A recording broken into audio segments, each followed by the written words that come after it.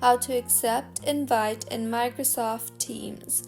Hello everyone, I am Vishaka and welcome to our channel. Now, let's get right into the tutorial. Firstly, go ahead and open the platform where you have been sent the Microsoft Teams meeting link. For me, I will open Messenger since I received the link in Messenger for invitation.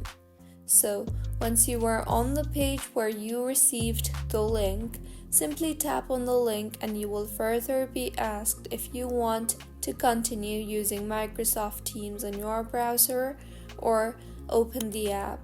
Choose whatever suits your preference the best. You will then be required to enter your name if you have not already entered.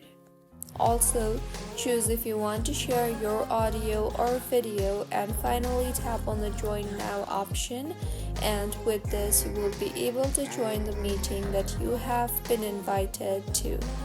So, this is how you can accept invite in Microsoft Teams. If you find this tutorial helpful, please like the video and do comment if you have any queries.